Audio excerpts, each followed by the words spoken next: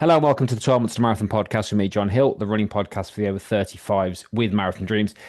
Episode 47, another very, very special interview today. I'm very honoured and privileged to have Louise Butcher with me today. Hello, Louise. How are you?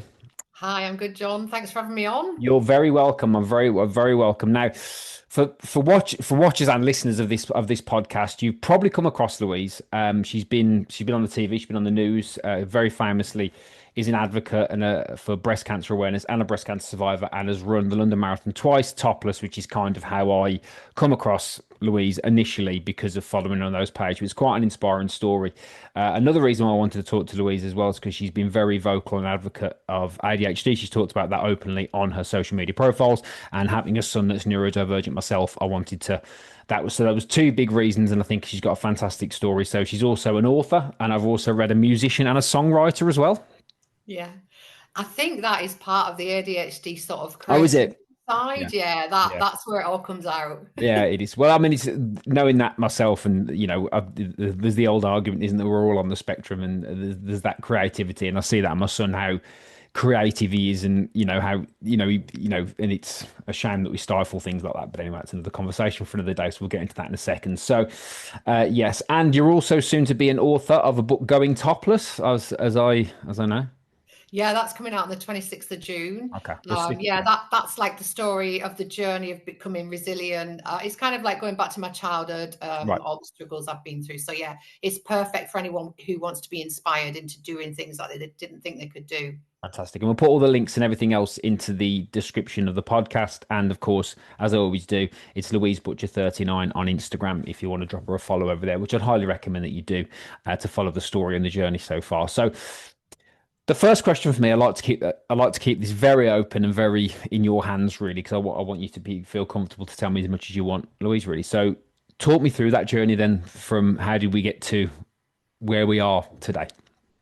So yeah, I mean it's kind of been an ongoing sort of struggle with my mental health throughout life, Right. sort of ups and downs, never really understanding what that was about, Yeah. not being able to manage it. So ending up sort of hyper focusing on negative things. I had health anxiety, anxiety. I mean, anxiety had been a massive part of my life. Never really feeling like I was fitting in, or feeling a little bit sort of on the outskirts. I was a musician, so that was really good because I wasn't conforming. Right.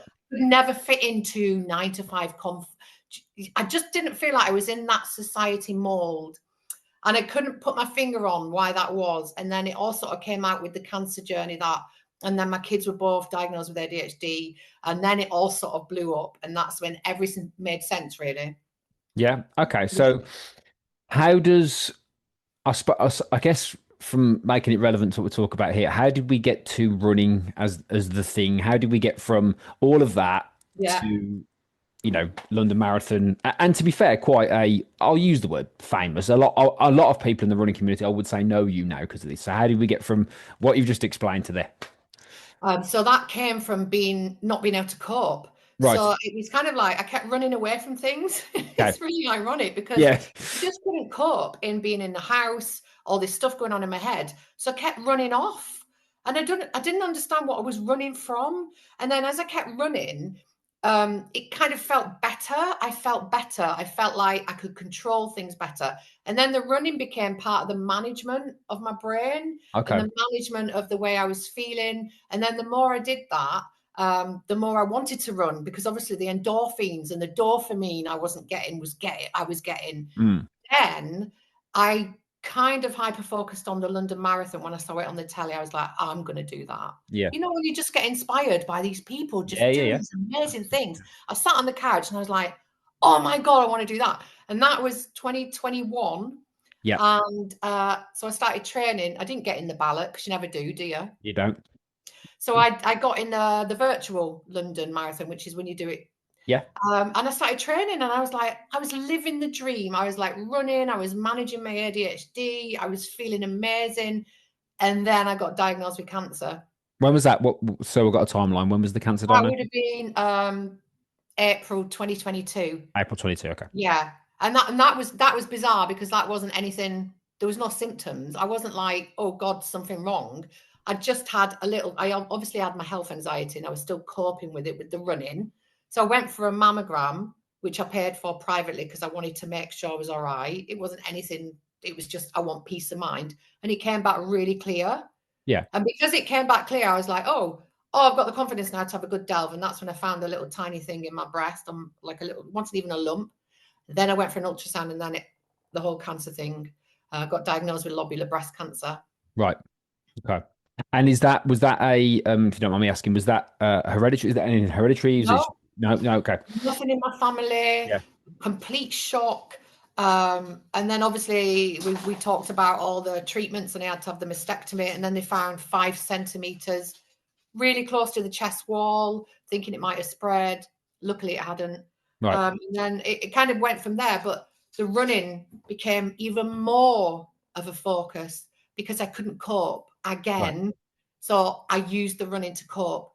And it was about, a lot of runners will understand this, it was about the productivity, the constant getting better, the Yeah. constant not being weak. And that's kind of how I coped with that cancer journey. Right. And because I spoke to, I don't know if you know Christina Cocaluto, I spoke to her a few weeks. Yeah, yeah. Yeah, and we were talking about that. And so was the mastectomy the only option? If you don't mind me asking, was that Yeah, yeah, it was. it Okay. was eventually, because lobular is it grows really in and out of the breast tissue, so they don't know where it is. Right. But it's not like they could go, right, we'll do a lumpectomy and just take out a little bit, because it was Right. everywhere and they didn't know where it was, so they had to take the breast off. The sad thing about that was they wouldn't take the other one off, Right. which is a lot of why I do what I do. So I just constantly advocated that I wanted that off, because it was just, I couldn't move on. I couldn't be productive. I couldn't be something better with one. So yeah, are you in the background? I've got my child. It's He's all right. playing. It's all right. Mine aren't here, so if mine were, don't worry. You'd hear this door here banging. Yeah, it's always Don't the worry, way. I'm not in a fancy studio here, folks. You know, sometimes I like it if you'll hear my wife. Yeah, yeah. We like to keep it real because we like to keep it real here. Because one of Yeah, the things and people say she's to really, me, really good you're actually. relatable. I'm like, yeah, there you go. Yeah, You're relatable. she's This really is good actually, because usually because she's ADHD, yeah, she yeah. can't stop talking, so she's doing really well because she's Yeah, actually brilliant. trying to be That's good. quiet. That's good. Well, I understand that as much as anybody else. So, when you say about having the other breast off, because I just wanted to, that's interesting for me. Was that that was purely, was that more of a symbolic thing? Obviously, I'm assuming you didn't have to have it off for a health reason. It was just you wanted to be a bit more, when you said a bit more symbolic, because I know you've talked about body positivity. So I'm just curious on that. Uh, Yeah. yeah. There So was was it quite a few reasons. There was the reason of the fact I couldn't look at it anymore, because I okay? Of thought it might, the cancer might be there, or I'd always be course. worried about it being there. So it was health, but it was also symmetry. It's kind Yes. of like you never in a woman's life ever have one breast, whereas you do as a child not have breasts, even though Yeah. you have nipples. So it was kind of like it just didn't feel right. And obviously then you've got to either wear a fake one, or else you just it just, I couldn't move on with it there, so I had to come off. Yeah. Okay. So prior to entering the marathon in 21, how Yeah, long had you been running for before that? not long. I'd been running a little bit inconsistently, about 2 years, but Okay. it only really got serious when I started training for that virtual London Marathon, which was 2021, 2022. So not long at all, no. Yeah. And I don't like to assume with this because, of course, same reason for me when I first did London. It's that symbolic. It's very much an iconic event. Was there any particular reason why you marathon? Was it the London Marathon or was it the marathon distance that was It was captured? the both. It was both. Was it So I okay? think as well, with the way that my brain works, is I can't do non-rewarding stuff. So I Yeah. couldn't start at a 5K because that wouldn't be rewarding enough. It Okay. had to be 26.2 miles, Yeah. because I never worked up to it. I never did any races before that. I didn't go and do a 10K down the road or a Okay. local race. I just went, no, I'm doing that. And it was kind of like, it has to be big for me to get a reward from it. And obviously London, it was the iconic, and it was Yeah. just the feeling I got from watching it. It was just Yeah. that feeling. Yeah. Absolutely.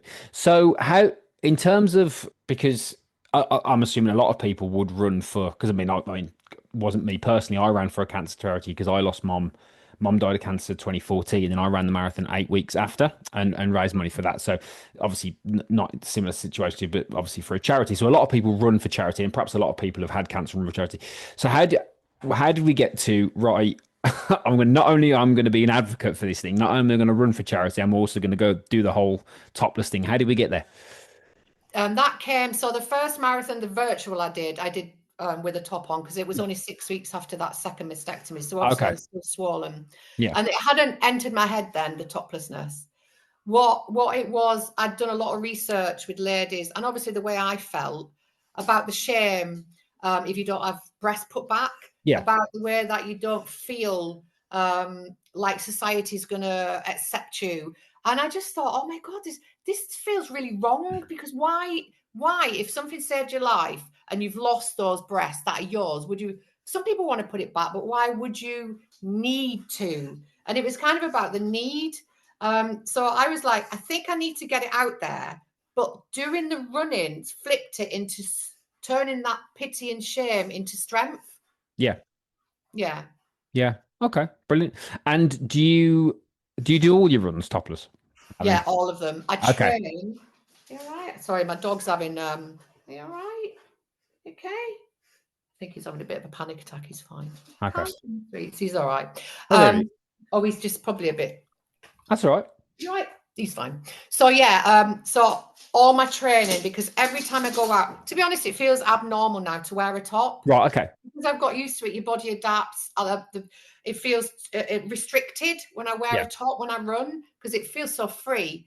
And also, I don't want to miss an opportunity where people see it, Yeah. because it sparks conversation. It makes people think. It makes people change perception. Kids see it and go, and they ask the mum, why, what's this? So Yeah. it's always that, well, not am I only just being productive for my running, I'm being productive when I go out, because I'm sparking these conversations. Yeah, absolutely. And I suppose you've touched on it a little bit. What would be your ultimate goal for that element of it? So the topless side, what's the ultimate message you want to deliver that we can The ultimate message was always to normalize it, was always normalize to it? Yeah. make, and I think we're getting there now, because I mean, things, I never asked London Marathon organisers if I could run topless, because I knew there'd be red tape, there'd be a no. So I just went and did it. Yeah. And obviously that's advocacy for you. You don't ask, do you? Because if you ask, you just, it's just like anything else. Yeah. And then this year, obviously they kind of knew.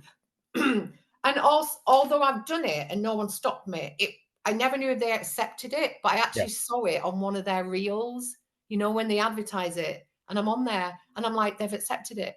And it Oh, was always about the acceptance of it not being shameful, not being, oh, cover it up, cover it up. The fact as well as women, that we're more than breasts, and that if you haven't got breasts, you're not a woman, or you've lost a part of femininity. It was always about that message. right. Fantastic.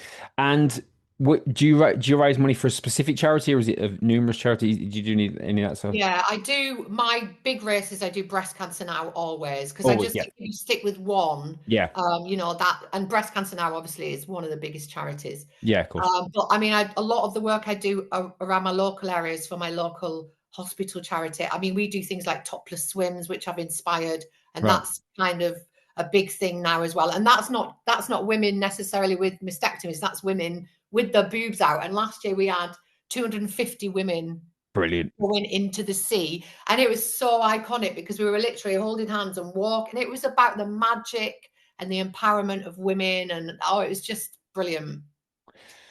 So when you first, because it sounds like you've had, well, I'm going to ask a couple of questions here. You said that you've had a couple of challenges in terms of that was the cancer. So when you first started running from the mental health side, what triggered the actual running? What was it that said running? Because for those of us, I'll just caveat this, because some people might think, well, it's obvious it improves you. Well, it is if you do it, but if you Yeah, don't do it, it isn't. It's like when people run automatically, it's like, well, it's great for your mental health. That's because you're doing it. I want to talk to people who perhaps aren't, because sometimes the worst thing in the world when you're in the hole is leaving the house, yeah. doing anything. So how did we get to there? How did you make this to say I'm going to be brave and go out and run? Because my my anxiety, my health anxiety was the worst. I would say that was worse than cancer. And Okay. this sounds horrendous to people, but cancer has a structure. So when you get diagnosed with cancer, you get all these people around you giving you flowers, and they all understand, because Yeah. cancer is more understandable than mental health. They can see what's going on. And it's got a structure. You get your surgeon, then you get your oncologist, then you get appointments, and you've got this line. Whereas when you've got mental health or like like ADHD or OCDs, or like with me, I got my health anxiety. There's no help. There's no structure. Yeah. You are literally in this black hole of wholeness, and nobody can see it. Nobody understands it. Yeah. And it was kind of like, there was one point where I had it so bad, and I'd had a really horrendous miscarriage that I'd nearly died from. And it Right. triggered all sorts of problems. And I had this health anxiety. I couldn't get my kids to school.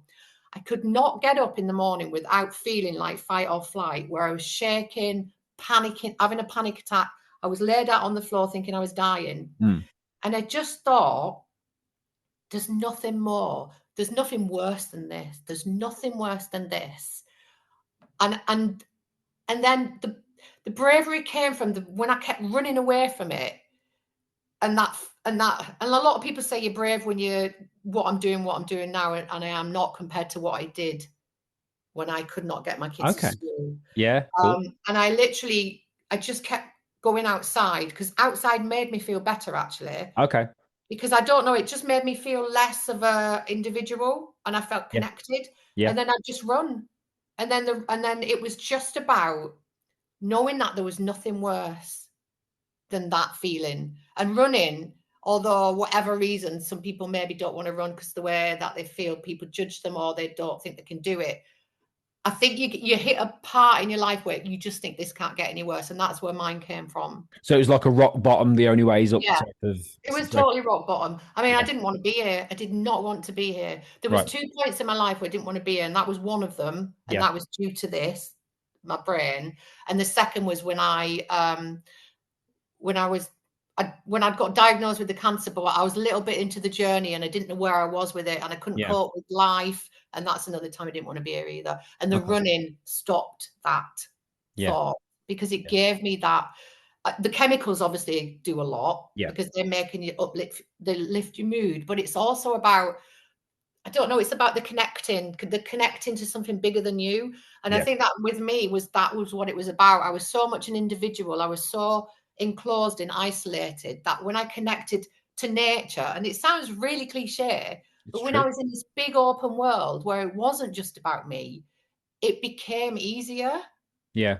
Yeah. Did you get so with that, did you have a diagnosis of what it was, or was it just anxiety? Was there actually I had diagnosis, yeah, of health anxiety. how it was actually called health anxiety, right? It's Okay. called, well, it's the old word was hypochondria, and I think a lot of people laugh Right, at that, okay. because a Right. lot of people get a little bit of it and they go, "Oh, I think of that," but health anxiety is horrendous, because Right. the anxiety that I had counselling in the end. I had about 10 months, but the anxiety you usually stuck in is bad, because I've had Yeah. it. You're going around in this circle, but the health anxiety, because it's going around in your head, it creates the symptoms in your body, the fight or flight, Yeah, cool. obviously. Yeah. Yeah. Well, then, because you're getting fight or flight symptoms, you think there's something wrong with me. My heart's racing. I'm going to have a heart attack. Oh, I'm getting this dizzy feeling. I must have a brain tumor. Oh my God, I've got this. So I must. So it's actually worse, because the Yeah. symptoms become another little circle into the whole depth of despair of, oh my God, I must be dying. Yeah. Yeah, absolutely. Now, thank you for that. Appreciate the openness as well on that, because these things are quite sensitive. So I appreciate that. So with the 'cause obviously this is relevant to myself as well, having a son who's neurodivergent. How do you manage it with, because both of your children have got ADHD, right? Okay. Yeah. So how do you manage that with running and as much as you're comfortable with here? How do you manage that with your running and what you've got going on, and how does that Yeah. fit? What's really ironic about that is when I wasn't doing the running, and when I wasn't doing what I'm doing now, I Yeah. wasn't managing it. And Yeah. yet I am now. And Right. that's because what's really strange about what I do with the running and getting rid of, because I think with ADHD or neurodivergence, it's all about this energy. And well, with ADHD, definitely, you've got this energy going on. Yeah. You're hyperactive. So it's either in your body or in your head. And especially with girls, it goes into the head. And that's Right. where the anxiety comes from. Okay. So all this stuff was going on before the running started. And obviously my kids were ADHD, but I didn't really know. I mean, we had a diagnosis of Oliver. He had Tourette's syndrome first, like Right. tics, which is associated with ADHD. I couldn't concentrate at school, and then we got him diagnosed, and then she was just like me, and she's totally it. You can just so I wasn't coping with that because my ADHD had gone into negativity, and I couldn't cope with the ADHD that they were coming out with. Yeah, when I put the running first, and this is what I say to people when they say, "How do you fit running in?" I don't fit running in. My life fits around the running because if Okay. the running doesn't come first, I can't manage the life. So it's kind of like I had to flip Yeah. the life first and let's fit this running in to manage the life or the ADHD symptoms to I have to do this first. And then my children are happier and healthier. I'm a better mother. I'm a better person. So yeah, it's all about the fact that it's really ironic that we're much happier now as a family and my kids are happier because I do put all this stuff first.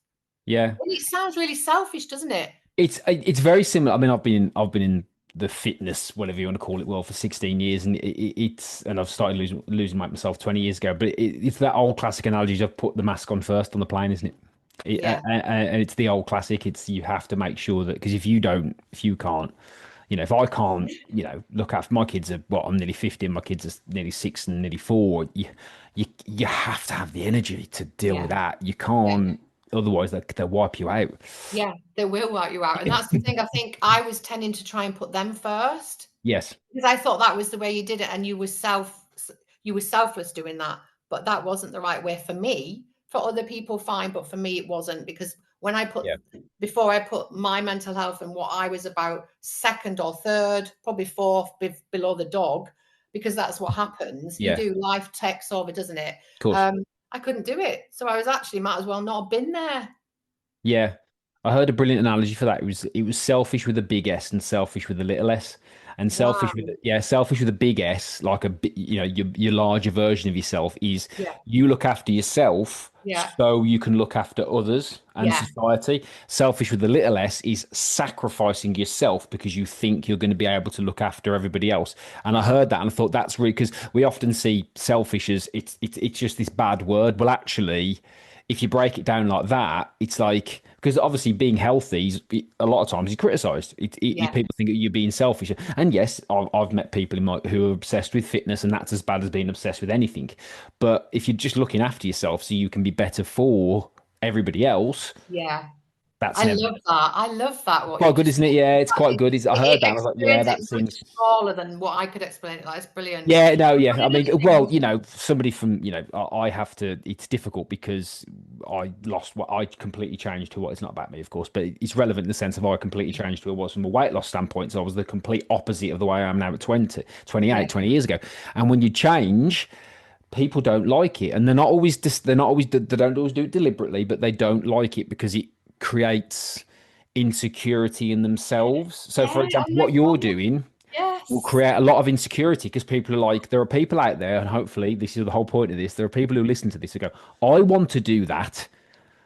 And this is to break that barrier to say, okay, well, here's somebody that's done something that is, Wow. I mean, you're all over social media. Look, to be fair, Louise, you're all over social media. So you really put stuff out there. So if I think if it inspires people to say actually you can change, and You I think that's can. kind of the way to look at it really. So Yeah. I that sings to me, and it's not Yeah. an excuse to go and train, run a marathon every 16 weeks and just leave your family because I've seen that happen. That's not good. But it's about saying, like, how does this make me better for everybody? Yeah, that is totally true as well. And you touched upon something there that actually when you change, some people don't like it. And that is totally true because you're mirroring what they can't do in themselves or they Absolutely. think they can't do Yeah. when they actually can, Yeah. because anybody can change. You don't, you Yeah. don't, if you, it's all up here. But I do remember we had, I lost my husband's family disowned us because of what I'm doing. And I With think the topless stuff, the stuff at the moment, or yeah, I mean, it was like this was like about a year and a half ago. They told me to stop doing it. You need to stop now. You're going to embarrass the kids. Um, and it kind of became like they shamed me. It was a okay, family get together, and but I don't hold it against them because quite a few of them were struggling with things in their life, yeah, like hitting a yeah, certain age. I think one of One of them was hitting 60 and she was really struggling with that. And I think I was just this thing sat there, and I was just sort of like projecting onto them what they wanted to do or could do or but didn't know how to, and it was just scaring them. And I Yeah. think that's where the sort of like, because it wasn't that they were being vindictive. I just think it all just came out. And it is true. It does. As soon as someone does change that way, especially because I was always this anxious person over here and a little bit in the shadows, it sort of makes them look at their life. And yeah, and that's really important to do. You've got to do that. Yeah, because you don't, I mean, if you shrink to fit, you can't shrink to fit other people's model of the world. And people are, like you said, people are just projecting. And if you've got Yeah. compassion for people, and this takes work, this takes work, this does to have that, you can just say, well, actually, they're just projecting onto me their own stuff. Yeah. You've got to be, haven't you? So I think you will, I think you will. And especially now online, I imagine you're going to get Yeah. some stuff I thrown at get, you. yeah, I get a lot, and I knew I would, because I knew that's why I was doing it, because it was Exactly. Yeah. always about the discussion, the argument, the perceptions, the change. And yeah, and a lot of people say like, how do you cope with the negativity? And I was like, well, I don't cope with it because I know it's there. It Yeah. doesn't matter if it's written down online, it's in people's heads anyway. It's just never spoke about. Isn't it better that it's there? Isn't it better that it comes out? So yeah, it was, and it's never about me. It's not about me. It's No. about the cause, and it's about that. No, I'm not the only woman who's had a mastectomy. I'm not the only woman who's got flat closure surgery. Um, and so when if it's about me, it's about everyone who's had that. It's about, so it's like you're the bigger cause, and that's what I was saying about what made me feel better when I was struggling with my mental health, was being something bigger than me. I think that's where people, if you can understand that, when you become, the only comfort I had when I thought I might die from cancer was that I was part of something bigger than just, if I died, that would be it. It was just Louise over here. I wasn't connected to anything or the universe, or I hadn't done anything that changed. So it was like that whole being something other than you, an individual. Absolutely. Yeah. Absolutely.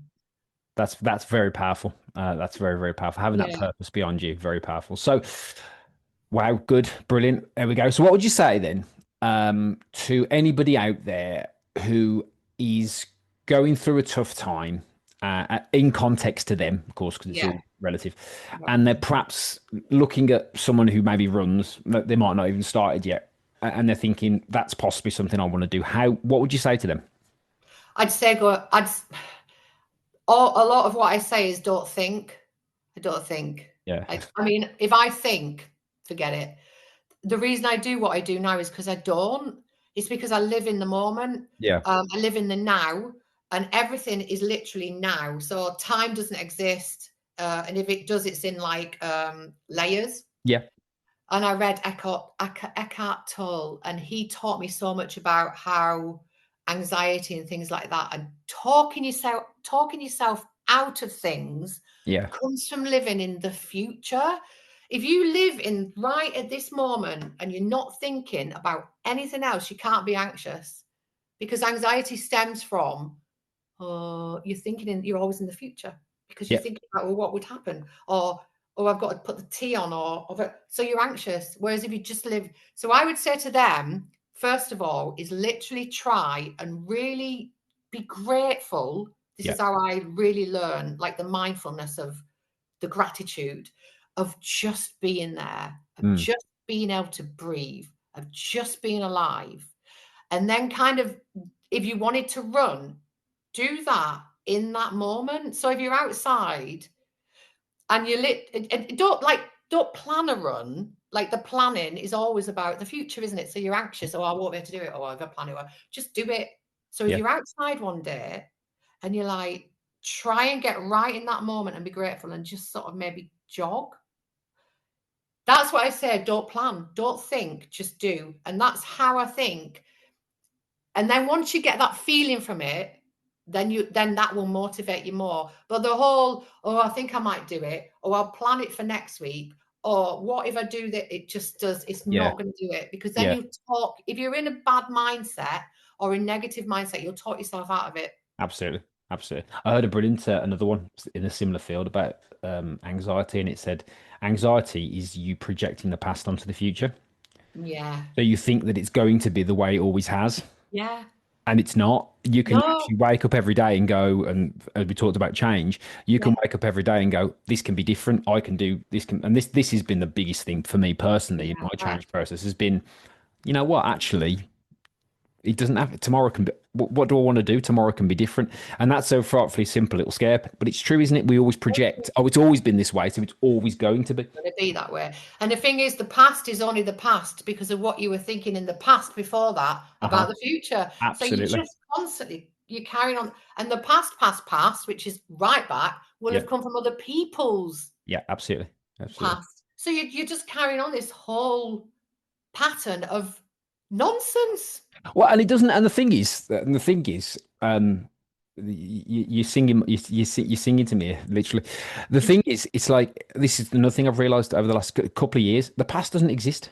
No, It's not because it's not there anymore. The actual physical. So like the conversation we just had doesn't exist anymore. The only place it exists is in this abstract thing we create as humans. We're meaning making machines. That's another way I've heard us described. But the truth is the actual physical physics of the past has gone. It's yeah, actually gone. It doesn't exist anymore.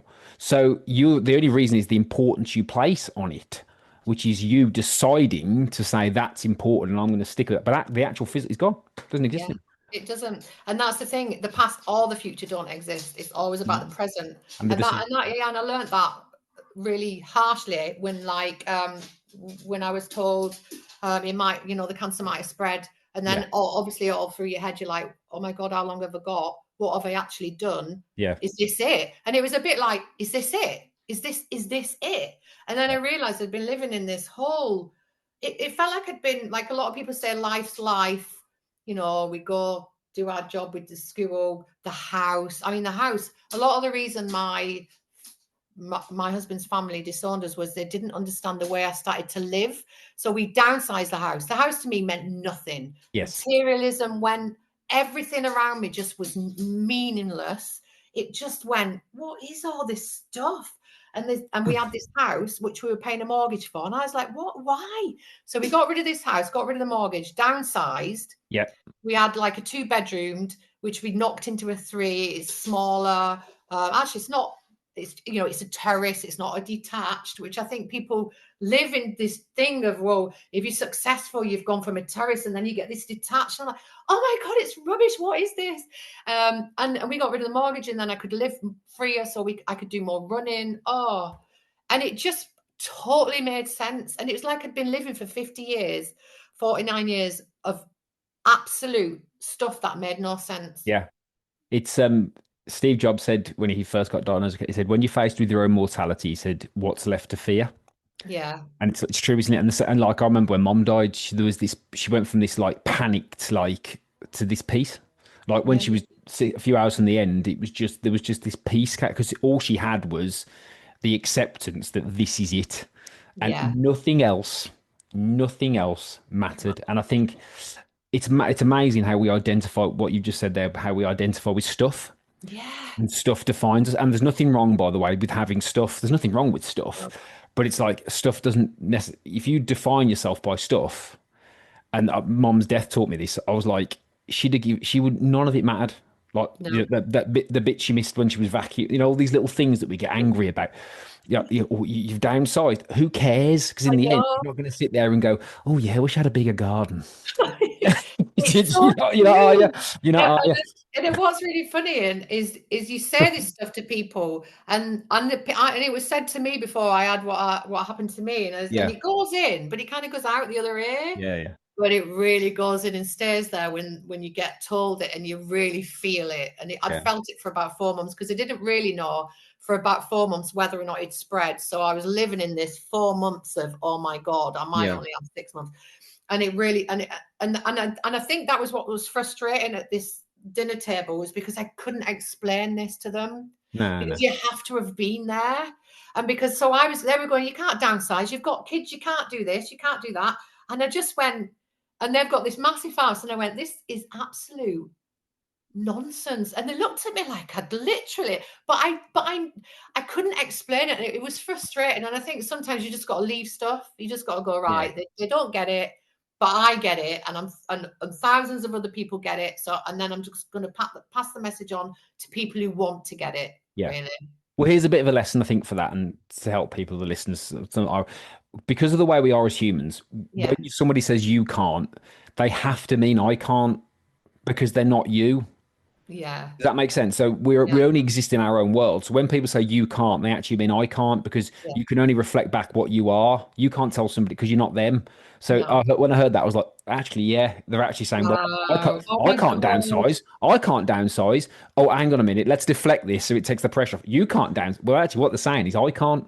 You can Yeah. run a marathon. No, I can't. And Yeah. that's what it's actually saying. So It's I think actually that's a good. very important message for anybody out there. That's because we deal with a lot of this. I deal with a lot of people who deal with because when I coach in the coaching sphere, most of it's the mindset stuff. It's like you said, like structure, that word marathon training, for example, is that discipline. It's just structure, Yeah. and it's just a structure. And you know this, but it's the how you think about yourself because most people would be able to do something like that if they didn't think less of themselves. You know what I Yeah. mean? You know what I Yeah. mean? So it's that, how do you conquer that bit? Which I think that bit's really, really what you said there about all the whole thing and the whole. That's why I wanted to ask you that because I think it all fits nicely in. So people are listening to this. There's the message, and obviously a lot of this stuff seems to. I mean, I just when I speak to people like you, I just want to go for a run because I get so inspired. I know. I'm You feeling know what like I that mean? now. I'm Yeah, like, exactly. I'm I like, really want to go through a running. wall. But you do, don't you? Because Yeah. I think it's good to have that. So I'm conscious of time. You're a busy woman. So my final question? Well, I asked one of my final questions. What's next for you? There's quite a lot coming up. Right. And it's I think I've learned about myself. Yeah. Because obviously you grow through hard times. Yeah. But I am an advocate for others. And I think that's where I get my rewards. And I think that helps my productivity, the acceptance of my ADHD, and because that's been quite hard, to it. I felt like I was grieving that person who struggled all those years. If I'd have just known it was the way my brain worked. Um, and so I think the advocacy is massive, and I'll always, this is what I am now. I am advocating. The running, obviously, is I've got to do. There's no like choice in that. I can't ever go, oh, I might just give up marathons now. I think the running I know has got to be, it's Yeah. who I am. And the toplessness is who I am. So I think it's really just about keep going, doing what I'm doing and seeing where it's sort of spirals into and where it becomes important and how it empowers. But yeah, my running's just going to be. So what I'm doing next year is I bought a camper, not a camper van, a motorhome. This is Yeah. another thing. Another thing that you learn when you come out of something like harsh is that you can do anything. And all the times you've Absolutely. not done it is because you've either felt that people have said, you, like you say, you can't do it, or social norms have said you can't do it, or you've said you can't do it, and actually you can. So I went out and got this motorhome, and I want next year. I've always wanted to do this since I was a kid. Is I'm going to travel around Europe in this motorhome doing topless runs, topless marathons, and then the year after I'm going to try and do the world marathons, and it's kind of that kind of thing. So Oh, I'm the kind of majors. Yeah. Yeah. yeah, the Yeah. majors. So it's Yeah. going to become like a social media thing of the mobile home will become part of the socials and the running. And also, I think as well with what I found is people connect with the sort of humor in it and just being sort of out on a run that's maybe not going so well somewhere or something's happened in Europe or the camper van's broke down. So it all becomes part of the same Yeah. thing. Yeah. Because I think that's what I thrive in. I thrive in the chaos. I thrive in the it not being not in normality. So that yeah, I think for me that after the book, and then I to be honest, I'm not really planning. I just kind of like I Yeah. do what I do and then see where it goes. But if I'm looking at like a plan, that's kind of where I'm going. Okay.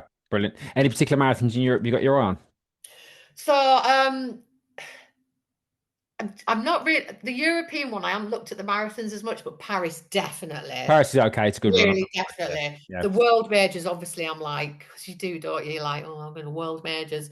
And it's Yeah. funny because I've got quite a lot of followers, and I did quite a few news things for Japanese television, and they're like, come over and do our marathon, and you can come over and do the New York marathon. And so I think I'll be all right getting in the marathons. Yeah. Yeah. Yeah. And Yeah. obviously, I'll be doing them topless. But now, what's really good about that reel, the London Marathon, putting it on the reel, is that Yeah. that's normalized it for all the other marathons. Yeah.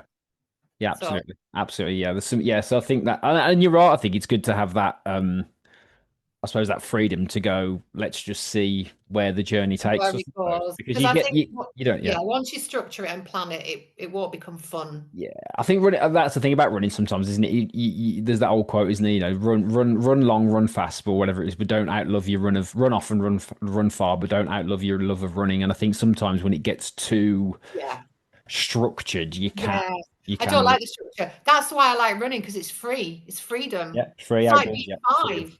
I mean, that's what I like, because it is. You're five, you run, and then suddenly you stop running. yeah. Not everyone does, but most people do. And you're like, well, why Absolutely, not? yeah, yeah. I Because mean, I was it's like, fat, and it's like, you feel trapped when you're yeah, overweight, and I've been overweight. You feel the best analogy I ever used about that was when you're fat. Oh, fat. I'll just use the word fat. You feel trapped. yeah, And when I started running outdoors, even after the freedom, you just feel free to be able free. to just go and you can just go and do it. And it's always the freedom that I loved Right, yeah, first and foremost over and above. I mean, all the marathons and the times, and like, I love all that stuff. That's great, and that gives me sustenance. But it's the freedom yeah. when you haven't had it. When I felt I never had it, Wow. having that freedom is just like, Yeah. especially when you're like 20 years older and you're not in your, he's just fantastic. So one more thing I wanted to touch on, you're a world record holder as well, I believe. Yeah. So well, that's been broken. That's it.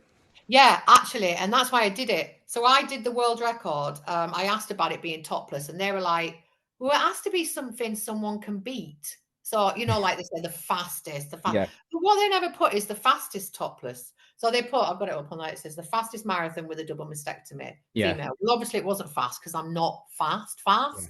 fast. But it was about making it normal so that people will go, "Oh, I'm going to beat that." Because as soon as you put a challenge up, everyone's Oh, like, everyone's, yeah, that's but it. Yeah. nobody did. It's not like they did it topless. It's just that they actually said, "Oh, I've got a mastectomy," so it wasn't like a shame. It took away the shame.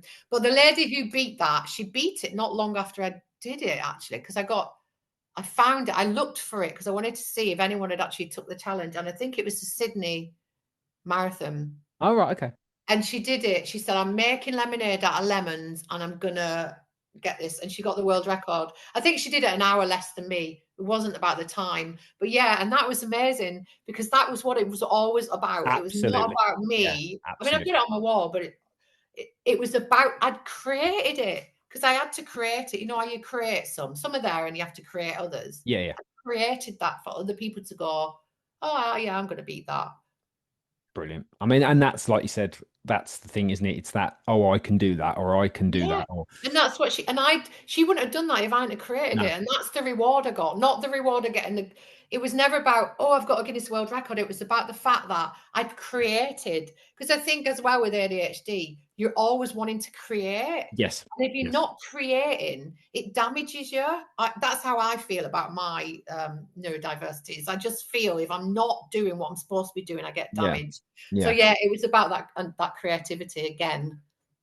And it creates a niche, doesn't it? Because it's like, I often say this about marathons. Like, I'm sure when they look at the ballots and things like that, they don't want Johnny 3 hours. They want people like you. They want people who've not done it before. They want stories. You want stories, don't you? So that's why I think it's you want that because that means that a few people. Well, actually, there's a chance I could do that. I'm never going Yeah. to win one, but I could. Yeah. I've had a mistake. I could perhaps do I that. could do that. You know what Yeah, I and then mean? it creates ripples, doesn't it? And Yeah. and then it passes on to somebody else, and Yeah. and I think that's what's the human spirit, isn't it? It's about being human. And Yeah. like, yeah, like you say, you can watch a race and they're all winning and they're really fast, and you're like, oh, that's amazing. You do get inspired.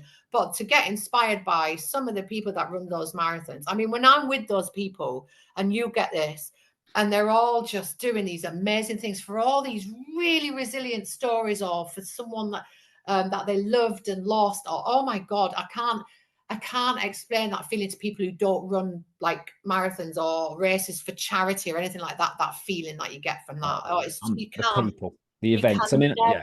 get that feeling anywhere else. Absolutely. I often say it's the events. You know, I like to race and do my bits and my bobs because it's more of a challenge for me from where I've started from. But actually, the one thing that I've always loved is just the event and Yeah, the people. And, you know, like you said, you know, you do get a bit of grief online because it's the way it works. But actually, when you go to these events, it's people get the wrong impression. They think it's all going to be athletes, and it's not. It's the people like no, you, and it's the stories, and it's Christina I've spoken to, and it's Amy that I've spoken to, lost 10 stone, and a couple of suicides. It's these people that yeah, these stories, and you're like, you know, that's that program a few years ago, Mind Over Marathon, when it was the Royals did it with those and the stories. This oh woman god, who, oh my, and I get now, she was telling this story about how she lost her son and then her husband killed himself, and she did oh, the marathon, yeah, London, and she did it for Mind, and it was just. And oh wow, she crossed the finish line. She had someone else. It was like a group of people with mental health issues, varying different situations. And the one with 9 hours, she did it, and she was, you know, and the look on her face when she finished, you think, you know, that's what it's yeah, for. You know, that yeah, person there, because it that, meant so much to this woman. She yeah, was absolutely elated. And I think, yeah, that's the important thing. So for me, that's a wonderful, wonderful place to finish. It's a wonderful place to message numerous messages. I feel inspired. By talking to you today, I think it's been I knew it would be. I didn't know it'd be this good, but I knew it'd be good, and it's very inspiring, Louise. And I'd just like to say a very heartfelt from me, thank you. I know how busy you are, so thank you. You've got a lot going on. So, anything else from you today? no, I just want to thank you. I love talking to people like you. I love it. Oh, I good. just because it doesn't happen every day. No, And then when you meet someone and you connect in that way of they understand and you're like, oh my God, they get it, they get it. And it's just, and like you say, it's inspiring for me. And then I just want to go running. I Like, speak to some people. You know, I said this to I think it was Amy Edwards. I speak to some people. I'll get. Oh, I'm 74. I'm doing my first marathon. Honestly, I speak to some people. Because you think like dealing with all the athlete types, and you speak to some people, you some stories, and you're like, yeah, yeah, that's what we need, some more of that. So I'm very sort of privileged to speak to incredible people that I connect with, and thank you for sharing and being so open, because that's, you know, we're dealing with sensitive stuff here, so yeah. you know, I appreciate that as well. So firstly, I will say this: so make sure that you go and give Louise a follow on Instagram. She's Louise Butcher 39, all one word. You'll find her there. Her book comes out at the end of the month, 26th of June, as I believe, which is Going Topless. That's a memoir. If I can I'll get a link for that and put it in the description as well. I'll also put obviously a link for Breast Cancer UK. Is it that you do most of your work? Breast cancer now. Breast Cancer Now. Okay, Yeah. so I'll share Breast Cancer Now as well. So make sure you give that, and of course, you know, if you know, follow me as well. 12 Months to Marathon, and don't forget to drop me a star rating and share this podcast. This is the one of the ones you want to share, because these are the stories that we like. And I think for those people out there who are struggling in any way with anything, this shows you how a simple thing like running can change things and can connect people in incredible ways. So yeah, hopefully this will be a platform for people to be inspired and go out and do the things. Yeah, don't forget to drop me a follow, 12 Months to Marathon, and yeah, please, the star ratings on Spotify really help, and also the likes and shares as well really, really help. So thank you again, Louise, for your time today. I appreciate it very much, and thank you to everyone for listening, and I'll speak to you all again very soon.